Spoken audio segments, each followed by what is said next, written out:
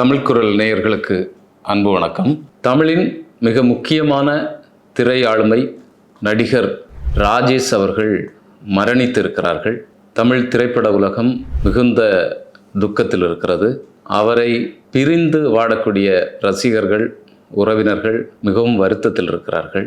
நடிகர் ராஜேஷ் பார்த்தீங்கன்னா 1949 பட்டுக்கோட்டையை அடுத்து இருக்கக்கூடிய அணைக்காடு அப்படிங்கிற இடத்துல பிறந்தார். பள்ளிப்படிப்பு இதெல்லாம் முடிச்சுட்டு அவர் நேராக சென்னைக்கு வந்தார். சென்னையில் அவர் வாத்தியார் வேலை பார்த்தார். அவருடைய முதல் பொருள் ஈட்டக்கூடிய வேலை வாத்தியார் வேலை தான் நமக்கு தெரிஞ்சு. சிறு வயதிலே பார்த்தீங்கன்னா அவருக்கு திரைப்படம் மீது மிகப்பெரிய ஆர்வம் இருக்கு. திரைப்படத்தில் நடிக்கணும் அப்படிங்கிறதுல மிகுந்த ஆர்வமாக இருந்தார் அப்படின்னு சொல்லி நம்ம அறிகிறோம். அது மட்டும் இல்லை, இவர் பார்த்தீங்கன்னு சொன்னால் அன்னைக்கு பிரபலமாக இருந்த இயக்குனர் மகேந்திரன் அவருடைய உறவினர், அவருடைய மருமகன். அப்போ அந்த வகையிலையும் இவருக்கு அந்த ஆர்வம் தூண்டுதலாக இருந்திருக்கலாம் இந்த திரைப்படத்துறையில் வாரதுக்கு. அப்படி கஷ்டப்பட்டு அவர் திரைப்படத்தில் நடிக்க ஆரம்பிக்கிறாரு. 1974 அவள் ஒரு தொடர்கதை அப்படிங்கிறது தான் அவருடைய முதல் திரைப்படம்.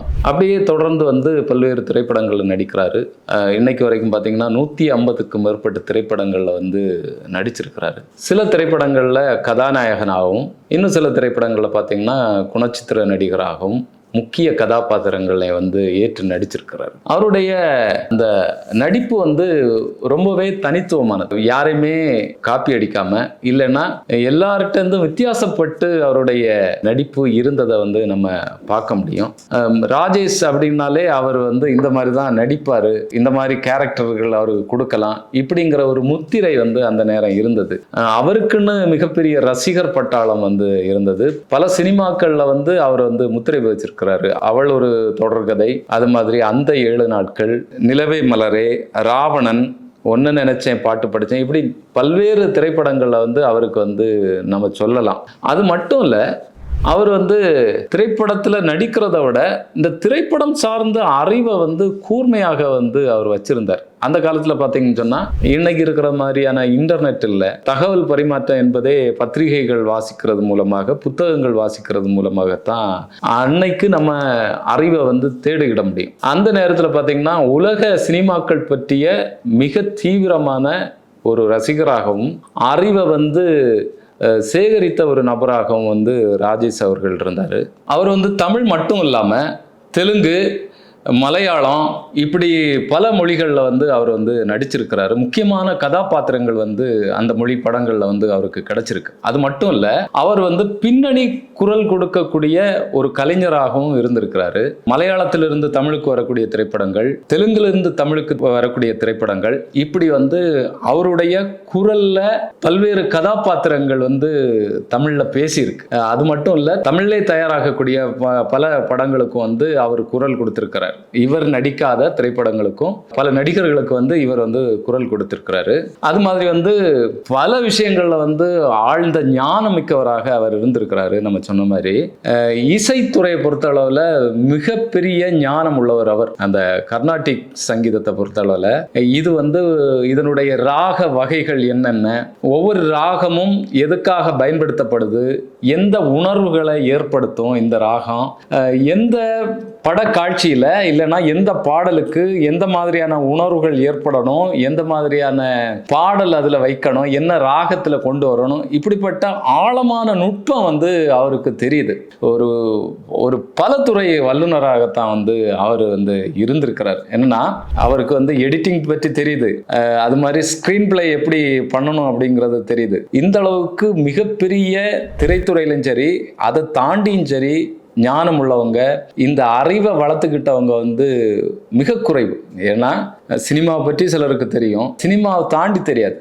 ஆனால் இவருக்கு பார்த்தீங்கன்னா உணவு முறை எப்படி நம்ம எடுத்துக்கணும் அப்படிங்கிற விஷயங்கள் நிறைய தெரியுது. அதில் ஆழ்ந்து போயிட்டு இருந்த ஒரு நபராகத்தான் இருந்தார். அது மாதிரி இயற்கை மருத்துவம், இந்த வைத்தியம் சார்ந்து நிறைய விஷயங்களை அவர் பேசியிருக்கிறாரு.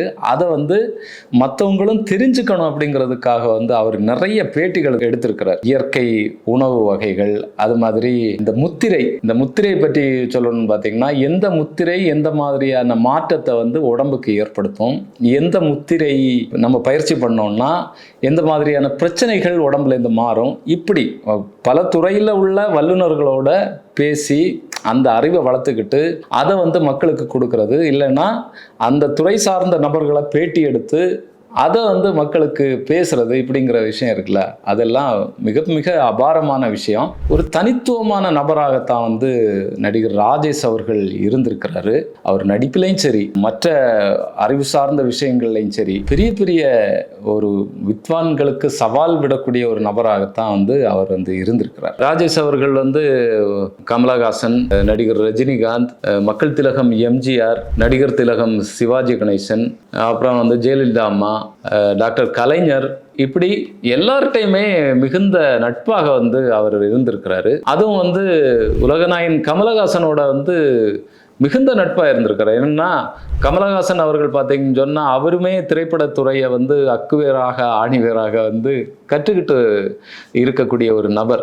என்னென்ன புதிய தொழில்நுட்பங்கள் வருதோ, என்ன விஷயங்கள் வருதோ, உலக திரைப்படங்கள் எப்படி இருக்குது அப்படிங்கிறதுல வந்து தேடி தேடி அதை அறியக்கூடிய ஒரு நபராக கமலஹாசன் அவர்களும் இருந்தார். அதனால இவங்களுக்குள்ளால இயல்பாகவே ஒரு நட்பு, ஒரு நெருக்கம் வந்து அந்த காலத்தில் வந்து இருந்திருக்கு. கமலஹாசனுடைய பல்வேறு திரைப்படங்களுக்கு இவர் வந்து டிஸ்கஷன்ல உட்கார்ந்து இருக்கிறாரு அப்படிங்கிறத நம்ம வந்து அறிய முடியுது. அது மட்டும் இல்லை, இவர் வந்து திரைப்படங்கள் சாராமலும் பல்வேறு தளங்கள்லையும் இவர் வந்து வாசிப்பு அனுபவம் இருக்கக்கூடிய நபராக இருந்தார். குறிப்பாக சொல்லணும்னா உங்களுக்கு வந்து ஜோதிடத்தை பற்றி தீவிரமாக நுட்பமாக பேசக்கூடிய நபராக வந்து ராஜேஷ் அவர்கள் வந்து இருந்திருக்கிறாரு. நீங்கள் அவரை போய் சந்திச்சிட்டிங்கனாலே போதும், உடனே உங்களுடைய வரலாறு, நீங்கள் எப்படி எப்படி வந்தீங்க, என்னென்ன சிக்கல்களை சந்திச்சிங்க, இனி எப்படி இருப்பீங்க, இந்த மாதிரி பேச ஆரம்பிச்சிருவார். அப்படிப்பட்ட ஒரு நபராக இருந்தார். எல்லா நுட்பங்களையும் அவருடைய கை நுனியிலே வச்சிருப்பார். அப்படிப்பட்ட ஒரு நபர் தான் ராஜேஷ் அவர்கள். பிந்தின காலகட்டத்தில் பார்த்தீங்கன்னு சொன்னால் அவர் வந்து இயற்கை வைத்தியம், இயற்கை உணவு முறை இப்படின்னு சொல்லி ஆழமாக போயிட்டு இருந்தார். அவர் சொந்தமாக ஒரு யூடியூப் சேனல் வச்சுருந்தார். அது மாதிரி பிரபலமான ஒரு யூடியூப் சேனலுக்கு வந்து அவர் நிகழ்ச்சிகள் வந்து செய்து கொடுத்துட்டு இருந்தார். பேட்டிகள், இந்த மாதிரியான விஷயங்களை வந்து செய்து கொடுத்துட்டு இருந்தார். அவர் என்னத்தை நம்புகிறாரோ, அவர் எதை விரும்புகிறாரோ அந்த விஷயத்தை ரொம்ப நுட்பமாகவும் ஆழமாகவும் வந்து செய்துட்டு இருந்தாரு. கடைசி காலம் அவருடைய வாழ்க்கை முறை கூட அப்படித்தான் இருந்தது அப்படின்னு சொல்லி சொல்றாங்க. ஏன்னா உணவு முறையில வந்து ரொம்ப ரொம்ப கண்டிஷனா வந்து இருந்திருக்கிறாரு. வீட்டுல இருந்து தான் சாப்பாடு கொண்டு வந்து சமைச்சு சாப்பாடு கொண்டு வந்து சாப்பிடக்கூடிய ஒரு நபராக ராஜேஷ் அவர்கள் இருந்திருக்கிறாரு. அது மாதிரி வந்து அவர் 150க்கும் மேற்பட்ட திரைப்படங்கள்ல நடிச்சிருக்கிறாரு. சில தொலைக்காட்சி தொடர்கள்லையுமே நடிச்சிருக்கிறார். கொஞ்சம் கொஞ்சமா அவர் திரைப்படத்துறையை விட்டு கொஞ்சம் நகர்ந்து வர்றாரு. இல்லைன்னா அந்த சூழல் வந்து அப்படி உருவாகுது, திரைப்படத்துறையிலேருந்து வெளியேற மாதிரியான சூழல் வந்து அவருக்கு உருவாகுது. அப்ப என்ன பண்றாருன்னா அவர் சைட்லேயே இன்னொரு பிஸ்னஸை வந்து கட்டமைக்கிறார். ரியல் எஸ்டேட் பிஸ்னஸ் வந்து அவர் பண்ணாரு. வீடுகள் கட்டி அதை வந்து தவணை முறையில் விற்கக்கூடிய தொழிலையும் அவர் வந்து செய்திருக்கிறார். மிக நுட்பமாக திட்டமிட்டு செய்யக்கூடிய, தான் என்ன செய்கிறோம் அப்படிங்கிறது, தன்னுடைய எதிர்காலம் எப்படி இருக்கும் அப்படிங்கிறது இல்லை வந்து தீவிரமான ஒரு சிந்தனை உடையவராக வந்து இருந்திருக்கிறார். அவர் எந்த துறையில் இருந்தாலும் சரி அதை அக்குவேறு ஆணிவேராக அறிந்து அதை வந்து செயல்படுத்தக்கூடிய ஒரு நபராகத்தான் வந்து அவரை வந்து நம்ம பார்க்க முடியுது. அது மாதிரி வந்து அவர் வந்து 2022லேருந்து 2024 வரைக்கும் தமிழக அரசு அவருக்கு வந்து தமிழ்நாடு ஃபிலிம் இன்ஸ்டிடியூட்டினுடைய இயக்குனராக அவருக்கு பொறுப்பு வழங்கி அவரை வந்து கௌரவிச்சது. அப்போ இருக்கும்போது தான் அவருக்கு வந்து ஒரு ஹார்ட் அட்டாக் ஏற்பட்டதாக வந்து பலரும் சொல்கிறாங்க. ஆனால் 1949லேருந்து இன்னைக்கு 2025 வரைக்குமே அவர் வந்து ஒரு சிறப்பான வாழ்க்கையை வந்து வாழ்ந்திருக்கிறாரு. எல்லாரோடையும் மிகுந்த நட்பாகவும் அன்பாகவும் இருந்திருக்கிறாரு. அது மாதிரி நல்ல திரைப்படங்கள் வந்து வெற்றி அடையும் போது, இல்லைன்னா நல்ல திரைப்படங்கள் வரும்போது அந்த தொழில்நுட்ப கலைஞர்களை கூப்பிட்டு பேசக்கூடிய ஒரு நபராக, வாழ்த்தக்கூடிய ஒரு நபராக, பாராட்டக்கூடிய ஒரு நபராக வந்து ராஜேஷ் அவர்கள் இருந்திருக்கிறாரு.